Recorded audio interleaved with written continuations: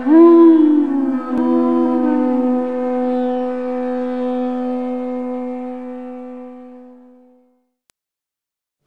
Namo Bhagavate Vasudevaya. Om Namo Bhagavate Vasudevaya. Om Namo Bhagavate Vasudevaya. January 20th, 2019. Krishna Balaram Temple in Vrindavan, India. We're reading from Srimad Bhagavatam, Canto 8, Chapter 12. Mohini Murti bewilders Lord Shiva. And we're reading texts 1 through 4, and 4 is on the board. So I will read 1, 2, and 3 myself. Translation for 1 and 2. Sukadev Goswami said, the Supreme Personality of Godhead Hari, in the form of a woman, captivated the demons and enabled the demigods to drink the nectar. After hearing of these pastimes, Lord Shiva, who was carried by a bull, went to the place where Madhusudana, the Lord, resides. Accompanied by his wife Uma and surrounded by his companions, the ghosts, Lord Shiva went there to see the Lord's form as a woman. So Prabhupada has no purport here. Vishwanath Chakravarti Thakur does have a commentary on this verse, to which Srila Prabhupada refers later in the chapter. And that is that Lord Shiva was thinking that at the time of the appearance of Mohini Murti, who got bewildered? The demons. Did the demigods get bewildered? Did the demigods get bewildered? No. And Lord Shiva is, you could say, the chief of the demigods. So he was thinking, I won't get bewildered. Let me see that form that bewilders the demons. Right? We may also think like that. Oh, other people can get bewildered, but not me. I want to see, I want to experience, and I won't get bewildered. So this was Lord Shiva's mood. Text 3. The Supreme Personality of Godhead welcomed Lord Shiva and Uma with great respect. And after being seated comfortably, Lord Shiva duly worshipped the Lord and smilingly spoke as follows. So here we see the Lord receiving his guests. Yes? Just recently I was in Chennai and we were reading from the 10th canto where Narada Muni appears in Dwaraka and the Lord is following the vritti in receiving his guests. So we see here again that the Lord follows etiquette. Lord Shiva is about to glorify the Lord as being superior to himself. And still, although Lord Shiva is a devotee of Lord Vishnu, and Lord Vishnu is superior to Lord Shiva, still, when Lord Shiva and Uma comes, the Lord welcomes them. Okay. Oh, welcome, welcome, have a seat. Right? It's explained in the Vedic culture that you should treat a guest like God, isn't it?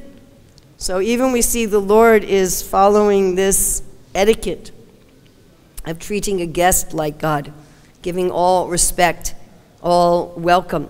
In fact, this system was current even if the person coming to your door was an enemy. That even an enemy comes to your door, you should give them such a nice reception that they forget that there's any enmity. In the fighting between Bhima and Jarasandha, every day they were fighting, trying to kill each other. And at evening, Jarasandha was having them as his guests. And this kind of behavior in Vedic culture is meant to engender non-enviousness.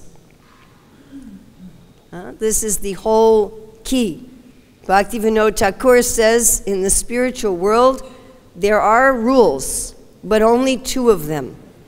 In this world, there are so many rules. If you go to the Indian government, you'll find, I'm sure, a whole library full of rules, isn't it? Yes? Then each state will have its own rules, each city. I'm sure in this temple there are many rules. In the Vaikuntha Dham, there's only 2 rules. Does anyone know what Bhaktivinoda says those 2 rules are? 1 do, 1 do not. Anybody know? Good to know, you know, if we're planning on going there, it's good to know what the rules are, yes? So the do is prema, and the do not is envy. No envy, and has to be prema. Huh? So Prabhupada explains that the difference between material and spiritual, that material means if someone else is unhappy, I am happy. He said we may not want to admit that, but that is actually the reality. We are happy at others' unhappiness, and we are unhappy at others' happiness. That is envy. And spiritual is I am happy at others' happiness. It is a consciousness. And therefore, if we invoke that consciousness, even while geographically we are in this material world inside of a body, then we will experience being in the spiritual world. If we have the mood that we are happy at others' happiness, unhappy at others' unhappiness, that we never rejoice in another's misfortune, we will actually be free of Maya, and we will be living in the spiritual world. Narada Muni talks about this in the 4th canto to Dhruva Maharaj. He says, you will be free of all material miseries if you feel joy upon seeing someone superior, friendship with those who are equal, and compassionate to those who are lower. So the Vedic culture, even for materialistic people who are not aiming for transcendence, had series of rules and norms and etiquettes that were meant to invoke this spiritual consciousness of love and non-enviousness. Because we think it's my house, I don't want someone coming to my house. I don't want someone eating my food, right? Staying in my space. It's mine, not yours. So this mood of hospitality, we still see very much in Indian culture, isn't it? Yes? We have to say, 2019, not everything in India is spiritual. Those of you who are Indian, you please forgive me, but I don't think the open sewers are very spiritual. But the hospitality mood, it's part of this culture that is meant to elevate us. And we see this as practiced even by the Lord. He doesn't say, oh, Shiva and Uma, oh, you're my servants. Bow down to me. He says, welcome, welcome, welcome, my dear guests.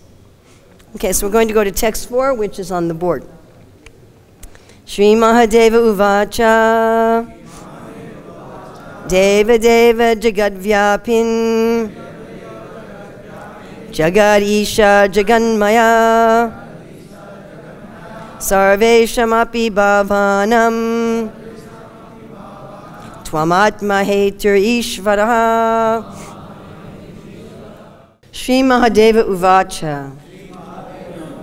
Lord Shiva Mahadeva said, Deva Deva, O best demigod among the demigods, Jagat Vapin, O all-pervading Lord, Jagat Isha, O master of the universe, Jagat Maya, O my Lord, who are transformed by your energy into this creation.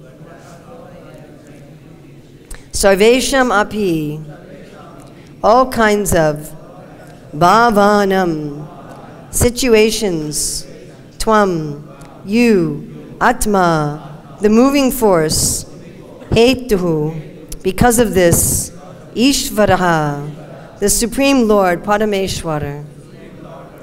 Srila Prabhupada's translation. Lord Mahadeva said, O chief demigod among the demigods, O all-pervading Lord, Master of the universe, by your energy you are transformed into the creation. You are the root and efficient cause of everything. You are not material. Indeed, you are the supersoul or supreme living force of everything. Therefore, you are Parameshwar, the supreme controller of all controllers. Srila Prabhupada's purport. The Supreme Personality of Godhead Vishnu resides within the material world as the Sattva-gun Avatara. Lord Shiva is the Tamagun Avatara, and Lord Brahma is the Rajogun Avatara. But although Lord Vishnu is among them, he is not in the same category. Lord Vishnu is Devadeva, the chief of all the demigods. Since Lord Shiva is in this material world, the energy of the Supreme Lord Vishnu includes Lord Shiva. Lord Vishnu is therefore called Jagat Vyapi, the all-pervading Lord. Lord Shiva is sometimes called Maheshwara, and so people think that Lord Shiva is everything. But here Lord Shiva addresses Lord Vishnu as Jagat Isha, the master of the universe. Lord Shiva is sometimes called Viveshwara, but here he addresses Lord Vishnu as Jagat Maya, indicating that even Vishveshwara is under Lord Vishnu's control. Lord Vishnu is the master of the spiritual world, yet he controls the material world also, as stated in Bhagavad-Gita, Maya Dakshena Prakriti Suryate Sacharacharam.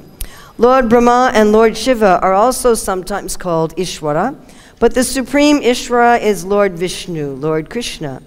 As stated in Brahma Samhita, Ishvara Paramaha Krishnaha. The supreme Lord is Krishna, Lord Vishnu. Everything in existence works in proper order because of Lord Vishnu. Andantarasta Paramanu Chayantarastam. Even Paramanu, the small atoms, work because of Lord Vishnu's presence within them. Shri Mahadeva Uvacha Deva Deva Jagabhyaping Jagad Isha Jaganmaya Sarvesham Api Bhavanam Tvam Atma Hetu Ishwaraha. Lord Mahadeva said, O chief demigod among the demigods, O all-pervading Lord, Master of the universe, by your energy you are transformed into the creation. You are the root and efficient cause of everything. You are not material. Indeed, you are the supersoul or supreme living force of everything. Therefore, you are Parameshwara, the supreme controller of all controllers. So Lord Shiva represents the ahankara, the false ego, that I am the Lord, I am the master, I am the center, I am the controller. And it is this false ego that is the source of all of our problems. We may think we have a problem because it's cold. In a few months, we will think we have a problem because it's hot. We may think we have a problem because we don't have enough money, or we want to marry, or we want to be not married, or we want children, or we want our children to grow up, or we want a career, or we want to retire, or, we may think that those are our problems, that everybody's criticizing me, or everyone's praising me too much, whatever. We're thinking these are our problems, but our only problem is that we are thinking that I am the center, and I am the Lord, and this world is for me to enjoy. Because as soon as we think like that, then we are affected by these dualities. Heat, cold, happiness, distress, honor and dishonor, fame, infamy. Yes? I was listening to Prabhupada yesterday saying these are like the waves in the Atlantic Ocean. Of course, Prabhupada was on a boat in the Atlantic Ocean, and there were many waves. And he said, you cannot stop the waves, but you can be out of them.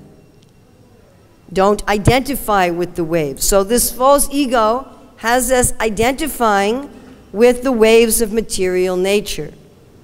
And that's why we are suffering. We are not suffering exactly because there's birth, death, old age, and disease. We are not suffering because of adiatmic, adidaivik, adibautic.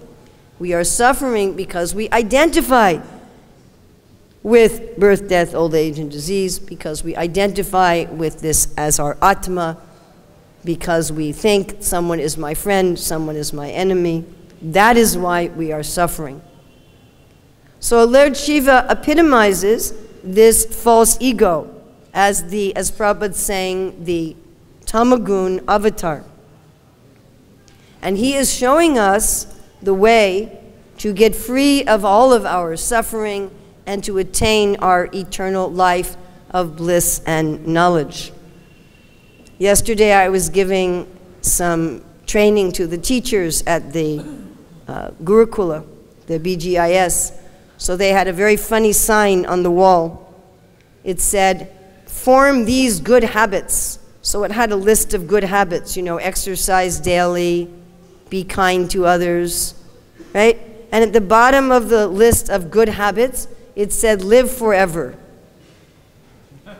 So I was trying to figure out how I could make that a daily habit. You know, and I said to them, no matter what is your daily habits, the body will die and the soul will live. Huh?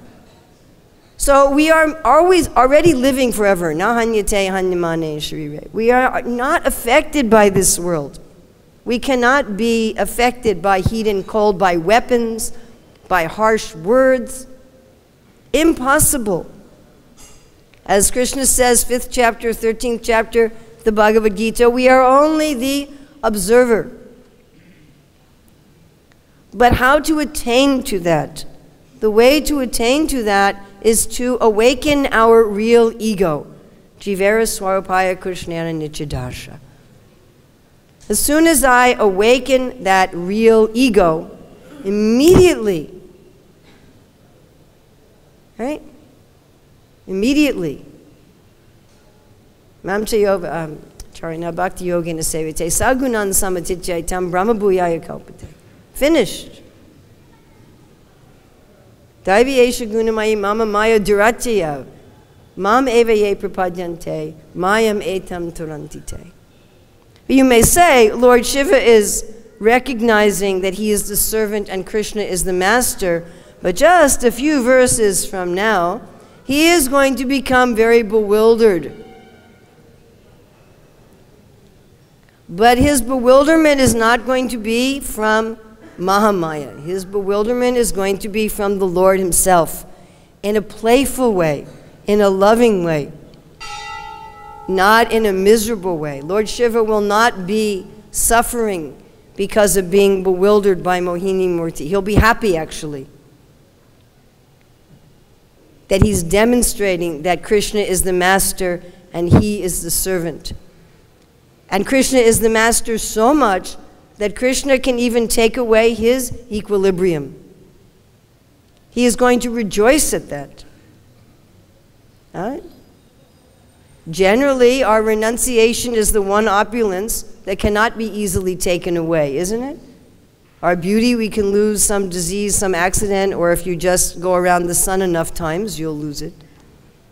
Your wealth, you can lose, just the markets change and you look at your computer and you have no money. Fame can turn to infamy in about 2 seconds.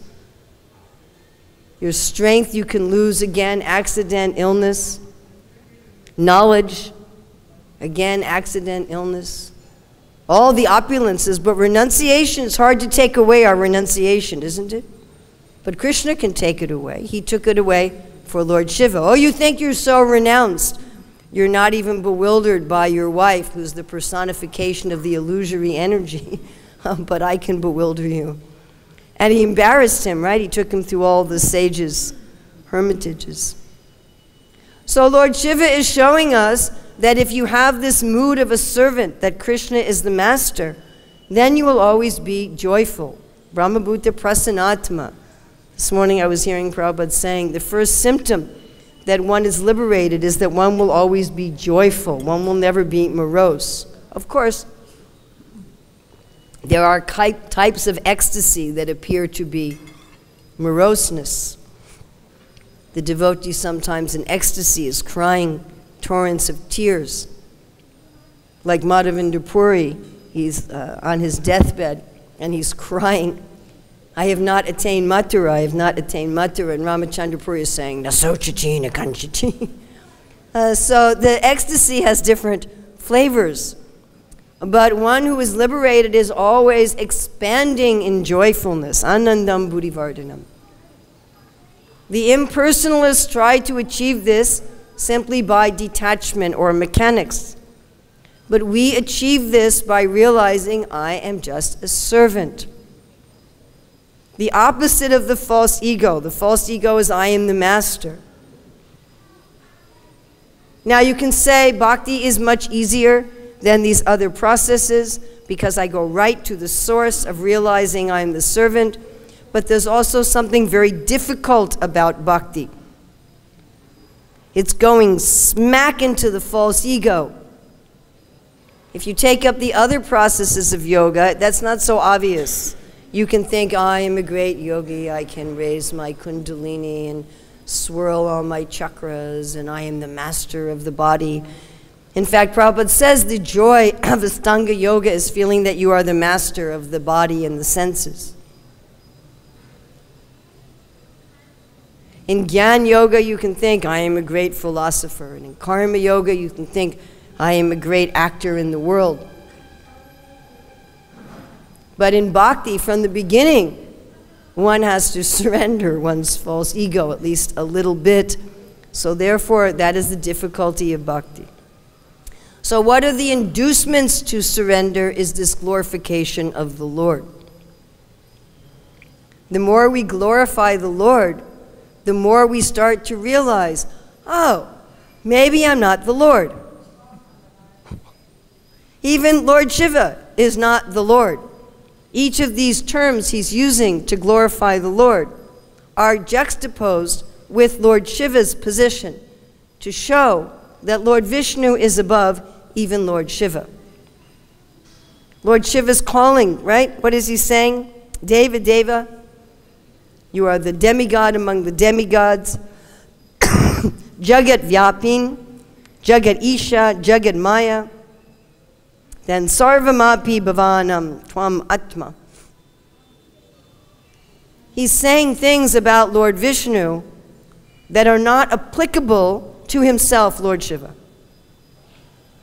So the more we glorify the Lord, whether in the kirtan of chanting the holy name, Hare Krishna, Krishna Krishna, Hare Hare, Hare Rama, Rama Rama, Hare Hare, whether in talking about the Lord, whether in studying the Shastra, the more we start to appreciate, wait a minute, he's the master.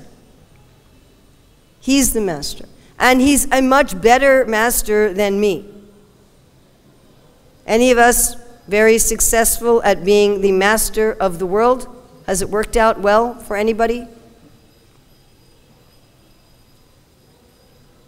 And even sometimes when it works out well and we get what we want has the opposite effect, yes? Prahlad Maharaj says that. He says, many times, what you do gives you the opposite of what you want. Isn't this a fact? Right? We get that nice plate of prasadam and we just get a stomachache. We get the opposite of what we desired. So we're not very good masters, not individually and not collectively. And when we read about the Lord and we glorify the Lord, eventually, little by little by little by little by little, we start to soften our firm stance of false ego and decide, maybe I will be happy as an insignificant servant. Maybe. At first, when we glorify the Lord, we may feel, it may be just official perhaps. Yes, glory, glory, God is great. And when you think about it, after a while you may feel resentful. Why is he the transcendental autocrat? Some of you remember Gauri Prabhu, who used to be here in Vrindavan. He talked about when he first read Krishna book and he was reading about Ras Leela before he joined the movement. He thought, why does Krishna get all the gopis? Why don't I get any? This is our natural feeling. Why does he get to run everything? Why not me? Or at least we go to him and try to tell him what to do. Okay, Lord, I've offered you so many sticks of incense and I've chanted so many mantras. I follow the regulative principles for the last 5,000 years. Look, would you please give me this and this and this? That resentment that he's the master. And eventually it comes to the point where we say yes. Just like Advaitacharya, who's, of course, a manifestation of Sadashiva. He says, Chaitanya Radhasa Mui Chaitanya Radhasa. Chaitanya Radhasa Mui Tanra Radhasa Radhasa. I am a servant of Lord Chaitanya. I am a servant of Lord Chaitanya. I am a servant of Lord Chaitanya, and I am a servant of his servants. That we can rejoice in that. That we can embrace it. We can run to it. Even life after life, whatever service. Surrender of the body. Yes, I will do whatever will please you. Surrender of the mind. I will always think of you. And surrender of the soul, which is explained, whatever birth, janma, janma. Prabhu say, whatever birth you want to put me in, kita, janma, hoy, you want to make me an insect, that's all right. You can put my soul wherever you want. And we are happy to be a servant. So let's go through, just quickly, these different, we could speak about each of them probably for a year, but we'll just go quickly through these different glorifications of the Lord. And as we go through them, let us try to imbibe this mood of Lord Shiva as the greatest Vaishnava. That what Lord Shiva is doing is he's exemplifying for us how to take our false ego and transform it into real ego. So first he says, Deva Deva. Of course, Arjuna also says this, Deva Deva Jagatpate. You are the chief demigod. So Deva Deva could refer to who? Who could be Deva Deva? Krishna, who else could we say could be Deva Deva? Shiva, could we say that? Brahma, Indra, sure. You could say, Indra means chief. So you could say Indra is the Deva Deva. You could say Brahma is the Deva Deva. All the Devas are within his body. You could say Lord Shiva is the Deva Deva. But still, Prabhupada points out here that although Lord Vishnu appears to be one of the Devas, just like when Lord Vishnu appears on this planet, he sometimes appears as a human. Yeah? Lord Ramachandra, Lord Krishna, they appear to be human. So Lord Vishnu appears to be a demigod. You know, when Krishna came to this earth, he was touching the ground so much so that his feet left imprints. Yeah? But when Lord Vishnu comes, generally he doesn't. I think it was a Prithu sacrifice. He let his feet touch the ground. But generally the demigods, when they come, their feet are not touching the ground. So Vishnu appears to be one of the demigods, but as Prabhupada is saying here, he's not. Just like when Krishna appears to be a human being, he's not. He appears actually within all species. A fish, a turtle, so many things. So he's really the chief among the demigods, not because he is one of the demigods and he's the highest among them, because that could be a matter of debate. But because he existed before the demigods and he's the creator of them. He's actually in a completely different category. Then all-pervading, Jagat Vyapi, everywhere. So what a wonderful feature of the Lord that he's everywhere. Of course, Hiranyakashipu challenged this. If he's everywhere, is he in the pillar? And Prahlad's like, yeah. It's wonderful that the Lord is everywhere, because that means that we can access him everywhere. And if I try to access anyone else, I have to be in the right place at the right time. Even if I'm going to call them, I have to call them at the right time, isn't it? I used to wonder why it was only people who grew up in India who would call me in other parts of the world at 2 in the morning. And I finally realized that in India there's only one time zone.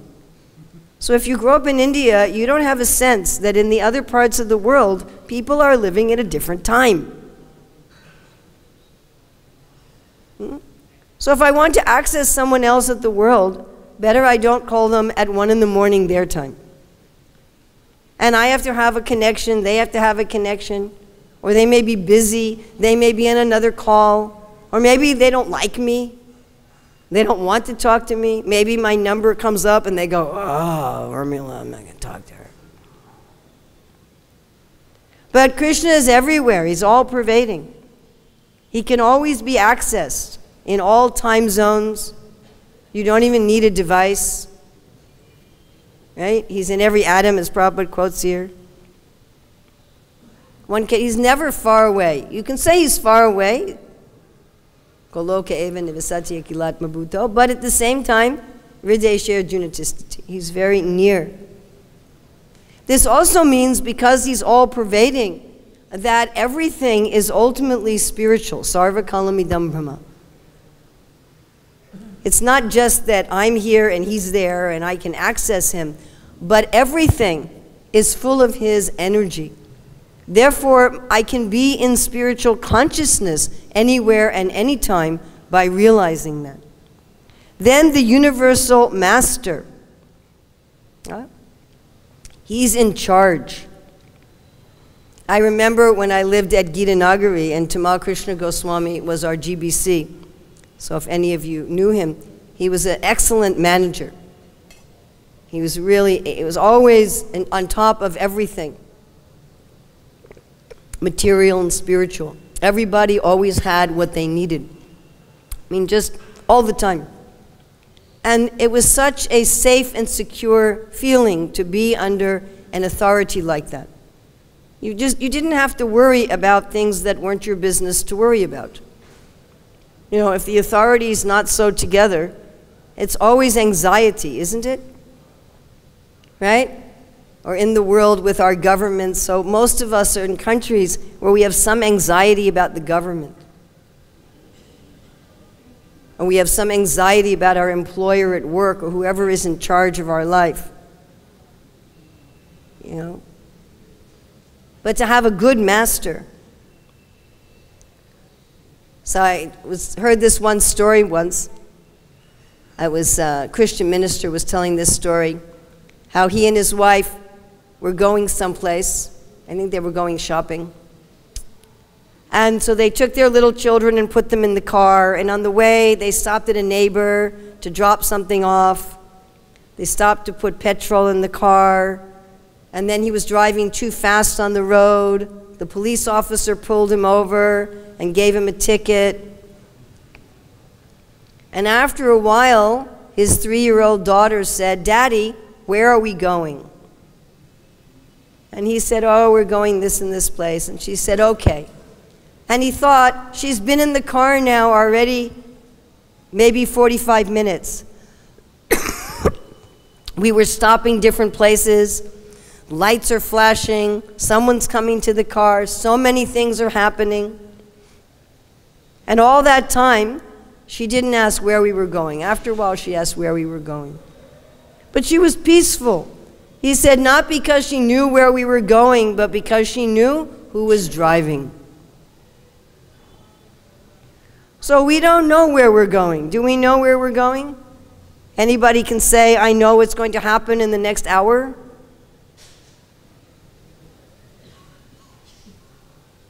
But we know who's driving. We know who's the master. We know who's in charge. And he's everywhere, and he knows everything, and he's our best friend. This is, of course, the formula for peace. Right? And then all energies are under his control. Everything. Any kind of energy that we could possibly think of. I mean, we can say the Lord has 2 energies or 3 energies or unlimited energies. I can't control all my energies. Can any of you control all your energies? Anybody? Anybody tried to fast from sleep ever? Who's ever tried to fast from sleep? Like do a Nirjala, stay up all night? Any of you? None of you tried to do that? It's difficult. Fasting from food, okay. Fasting from water, a little harder. Fasting from sleep, that's hard. You know, at about 2 in the morning,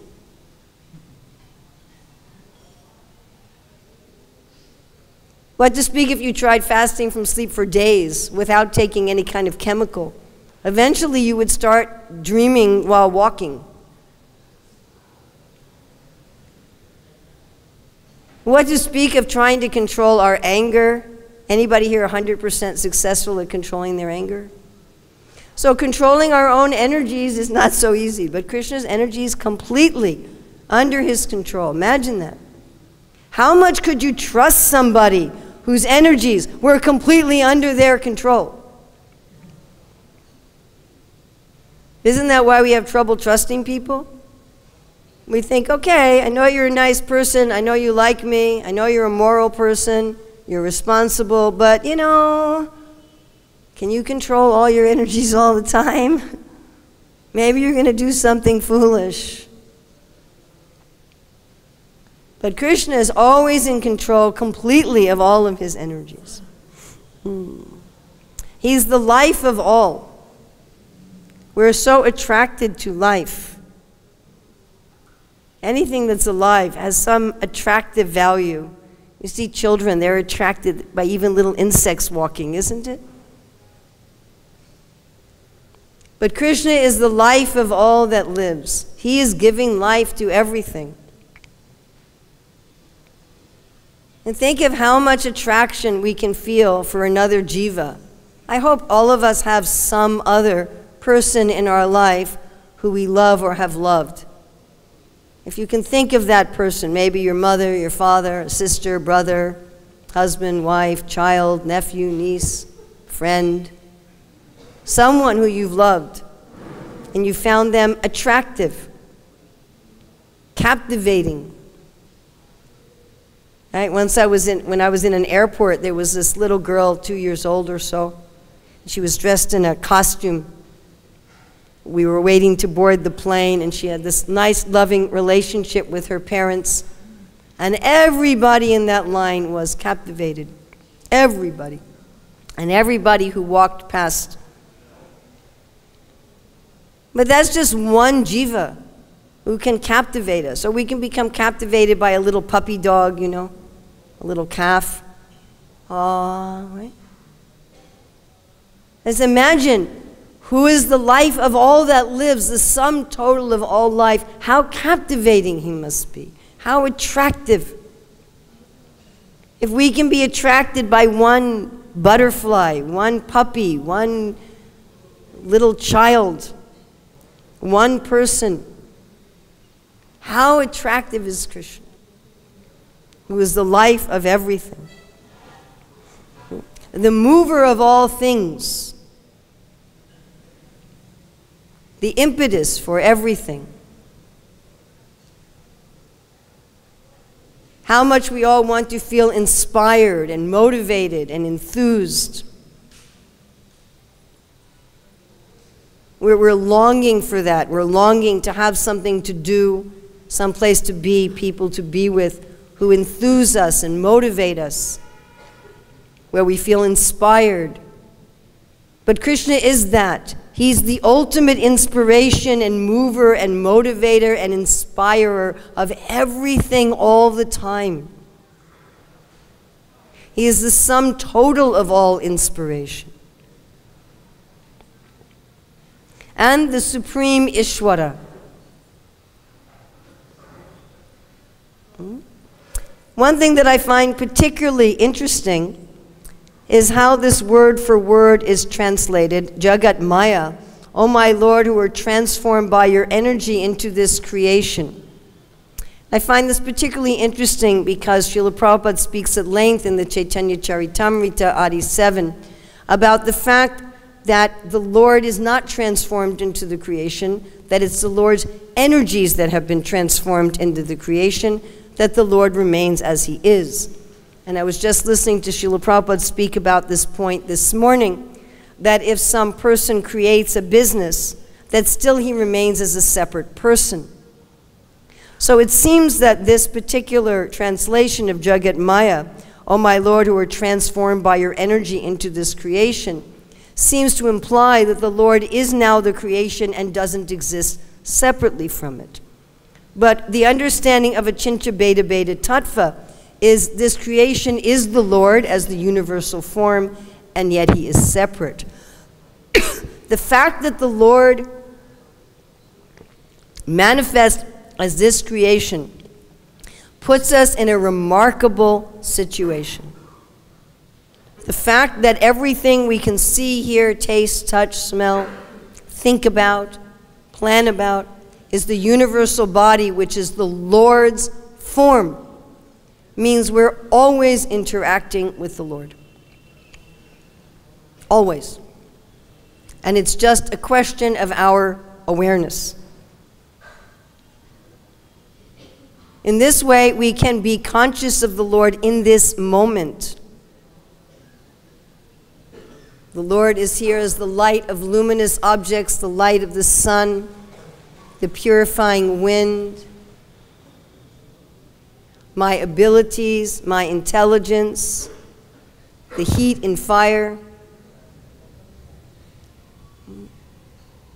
He's the force of gravity holding me to the earth.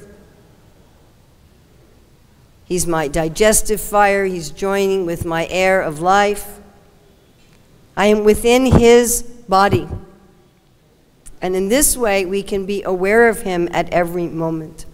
So by meditating on these ways in which the Lord is the supreme, we gradually will come to surrender our false idea that we are the supreme. And then, like Lord Shiva, who again is the master of the false ego, we will surrender the only thing that is ours to surrender really. As Prabhupada writes in the 15th chapter, we have to know what is ours and what is not ours. And the only thing that is mine is my free will, my stubborn desire to be independent. And reading here and meditating on this, I can take that stubborn, independent desire and offer it at the lotus feet of the Lord, at which time I will feel no effect of the material miseries, regardless of the waves of the Atlantic Ocean, and I will feel unlimitedly joyful in all circumstances. So we have about 5 minutes, questions, comments, additions, subtractions. Yes, Prabhu.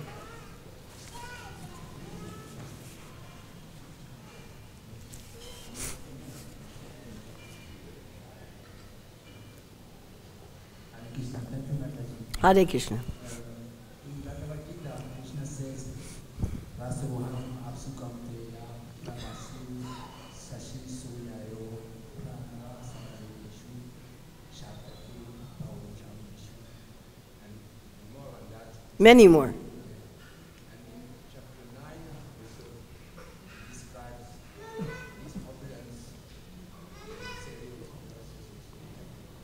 Series of verses in chapter 9 also. So as Prabhupada explained that it is for our meditation, as you said, that by meditating on what Krishna says like that we become aware of where is Krishna, how we can perceive Krishna. So, but it is still on the kind of intellectual level. It doesn't mean that we are at the point of the love of Krishna. Why does it have to be at an intellectual level? Because it starts with that. Okay, I can start with that, but it doesn't have to stay there. Why don't you try it right now? Which one would you like to meditate on right now? That's in our environment right now.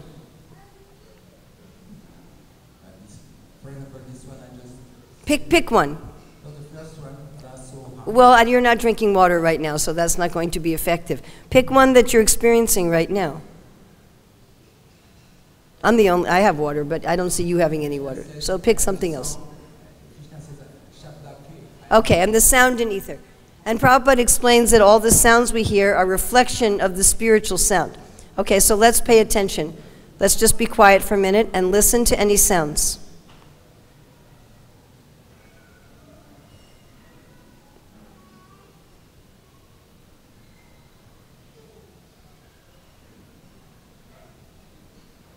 Now meditate, not intellectually, emotionally, that those sounds are reflections of the original sounds of the Lord.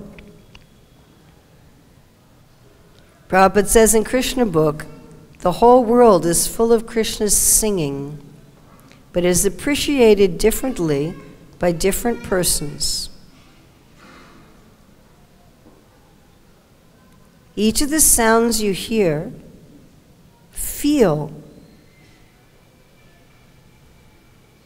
they're a little reflection of some part of Krishna's singing.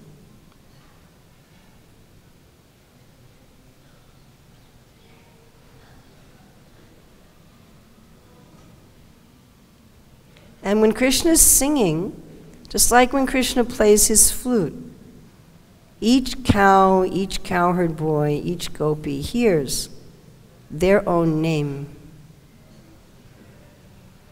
In these sounds that we can hear, it is the reflection of Krishna's singing, and he is calling us.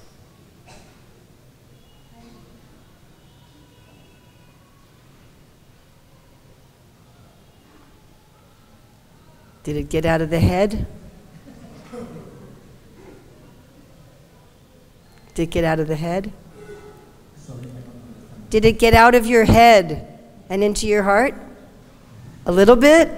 Did it drip down a little bit? Just practice. We're not practicing Gyan Yoga, we're practicing Bhakti-yoga. So these things are not just for us to be Gyanis about. Yes, Krishna is the sound in ether. So that car horn and the child making noise and the clanging of the pots, that is all a reflection of the spiritual world. We're not Gyanis. We're not supposed to be Gyanis. We're supposed to be Bhaktas. So we should feel that. Some little reflection trickling in that's calling me.